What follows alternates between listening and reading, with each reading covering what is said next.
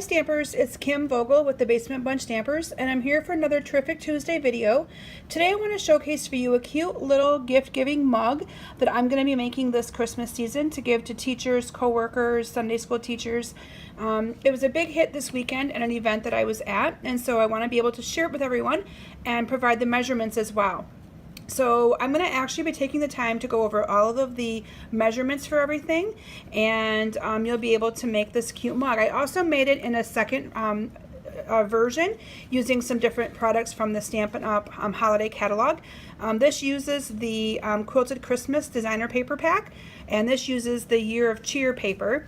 So again, you can kind of mix and match and see the different looks that you get by using different paper. So I'm gonna go ahead and get started. First I want to show you or tell you about the products that I used inside of the mug. These little candy cane spoons I got on Amazon. I simply Googled and searched for candy cane spoons. Aren't they cute? I also got my hot chocolate packets from Amazon. I'm a huge Amazon shopper, as well as my little marshmallows, and then I put them into our cello bags and topped them off with some ribbon. How cute is that for a great little gift? So let's go ahead and get started with some of the measurements for this mug so that you're going to be able to make some of those for yourself. So I started with a piece of chocolate chip cardstock. I'm going to actually focus on making this version of it for you, just because I think that one is kind of cute, and that was actually one of my swaps that I made for this past weekend. So I'm going to start with a piece of chocolate chip cardstock. This cardstock is cut 7 3/4 by 9 1/2, and I've already got that cut, and now I'm going to be doing some scoring. So I got my Stampin' trimmer out, and I always like to move the one blade out of the way so that I'm able to not accidentally cut my cardstock. Done that before. So we are going to be scoring on the 9 1/2 inch side first, and I'm going to be scoring this at 1 1/2. Let me move this over here so you can see as I score. I'm going to be scoring this at 1 1/2, again at 3, and then at 4 1/2. 6, 7 1/2, and finally at 9. And then I'm going to turn this over onto the 7 3/4 side, and I'm going to be scoring that at 1 1/2. And again at 5 1/4. Okay, so that is all the scoring that we're going to do. Let me get my trimmer out of here. And now what we're going to do is we are just going to fold this up on all of those lines that we scored, okay? So I'm going to be folding this up both ways. So right now I'm doing all of the lines that we scored on the 9 1/2 inch side. And again, just folding these up, making good creases there. And then I'm going to fold it on the other two score lines. And this is where if my camera gets a little shaky, I'm going to apologize to you. But I'm going to be bringing in our envelope punch board. And what I'm going to be doing is on the end where I scored at 1 1/2, I'm going to be punching these with the punch board, envelope punch board. So what I did is I folded this down, and right on this score line, I'm going to put it in my envelope punch board at 1 1/2, and I'm going to punch. Now I have to push pretty hard. Sorry, I'm going to apologize if I get shaky. Apologize there. But it's giving me the punch there, okay? And I'm going to do that all the way down. So all I'm doing is folding onto the next score, putting it in here at 1 1/2. Again, I'm going to punch. And I'm going to continue doing that all the way down on all of these score lines at 1 1/2. Again, I apologize for the shakiness of my camera, but you're going through 2 layers of cardstock, so it's making it a little bit harder to go through that, and I'm having to push a little bit harder, so I apologize.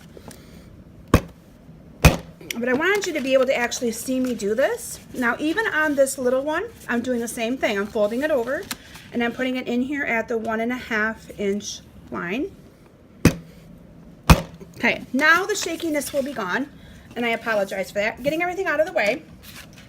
So I now have a piece of cardstock that looks like this, okay? Now you can use tear and tape if you're not a fast fuse user. I prefer fast fuse. Actually, before I get into the fast fuse, what I'm gonna do is I am going to get out a pair of paper snips. I forgot this step.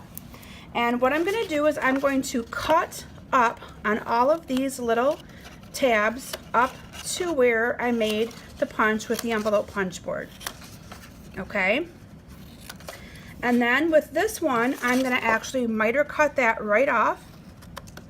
And then this little end right here, I'm gonna actually cut that right off. So I'm gonna take my snips, cut that off, and I'm gonna also miter cut this. And why I'm doing this is because so many times when you're making boxes in 3D projects, if you have it where it comes up over the top or over the edge, if you get rid of that excess, it can't do that. Okay, so I have a piece that now looks like this, okay? And what I'm gonna do is I'm gonna put adhesive along the very top here, but not all the way to this edge.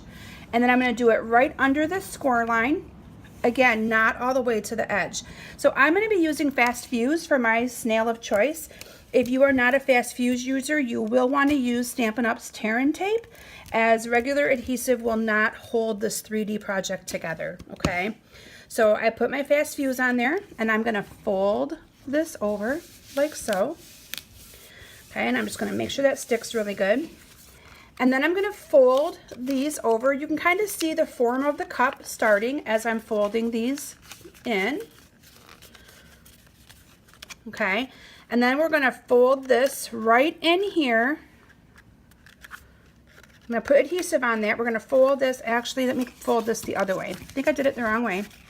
Bear with me. I only made like 30 of these over the weekend, so it doesn't surprise me that I folded that the wrong way because I haven't made them for a couple days. I'm going to put adhesive on this flap, both sides, and I'm going to fold this right in there. See how that just kind of pieces together nicely? So it hides that flap. So again, I'm going to put fast fuse. If you don't have fast fuse, tear and tape on both sides of this flap. Yeah, it's very sticky. And then I'm going to go ahead, and that's why we did not put the adhesive all the way to the end, okay? We needed to have that open so that we were able to put this inside of there. And I'm going to line up those ends very evenly, and I'm going to push this together, okay? And there we have a cute little mug kind of forming there, okay? And then what you're going to do, and I'm not going to actually take the time to do all of it because my whole purpose here was to show you the mug here, but I actually cut little pieces of paper. These pieces of paper are cut 1 1/4 by 3, and I'm going to put them onto, maybe I will take the time to do this because I want you to see a complete finished project. So I'm just going to put these on 5 of the sides of the cup. Now you could have also put these on, it probably would have been easier to put these on when you have it laid flat before I glued the 2 ends together. But it doesn't matter, again, they go on pretty fast. The measurement on this, again, is 1 1/4 by 3. Okay, and let me tell you why you're not going to do the last one. We have to adhere the handle, and that's probably the hardest part about this cup, is just simply adhering the handle. So I want to be able to take the time to show you how that works. So when I cut this piece of paper at 7 3/4 by 9 1/2, I had an extra small little piece that I cut a handle out of. And the handle is cut to 6 1/2 by 1, and you score one end at 1/2 of an inch. And you can see my score line right there. And what you're going to do is add adhesive to that top and to the bottom. Okay, so here is the one piece of my end. And again, this paper is from the Quilted Christmas. I chose a red. There's many different colors you could put in there. Here's my empty panel that I do not have that on. And so what you're going to do is I am going to put the side that I want shown underneath the handle, and I'm going to have the adhesives on the other side. I'm going to glue this over so it looks like it's centered. Okay, and then I'm going to take my bone folder, and I'm going to just kind of curl this a little bit so I can get a little curl to this to make it look like a handle. And then I'm just going to glue this down to the other side, like so. Okay. And then I'm going to add some adhesive to my, and this is the one you really want to glue down good at your ends because it's supporting that handle. Okay. So, and then what you're going to do is you're going to put your handle or glue this piece down and make sure it's really good. And there you have your cute little handle. Look at that. Isn't that just darling? And then what you're going to do at the ends is, or the bottom, is these are just going to be glued down, crisscrossing every other one. So these two are going to be glued together. So let me go ahead and add some adhesive to that. I am actually going to add, this is kind of how I added my adhesive to the flaps. And you only need them on every other one, and you'll see why here in just a second. So I'm going to add my fast fuse adhesive. Again, if you don't like fast fuse, you will definitely need to use tear and tape. Your regular adhesive just will not work. Okay, and so now I am going to fold these every other one, and you want to kind of line up right to that end a little bit here. Every other one again, and this just kind of helps the cup keep its form.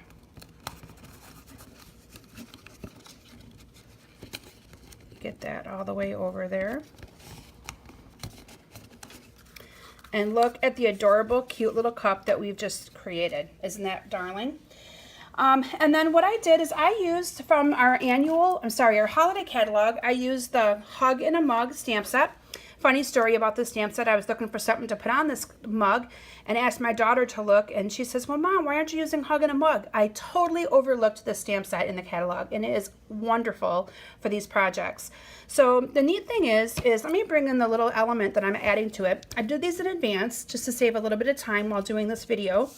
And what I did is I stamped the mug with basic black, and then I used this piece right here in real red and stamped right on top of that. So it's awesome that way because you don't have to color it in with a marker or a blender pen or any of our watercoloring pencils.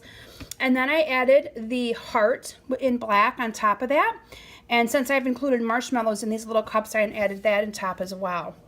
And so what I'm going to do is I am going to adhere these, I already have them done, onto these two panels right here.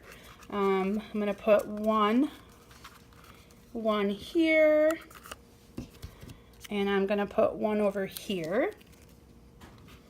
And then I've already also done the Hug in a Mug that I'm just going to put a dimensional right in the middle of this.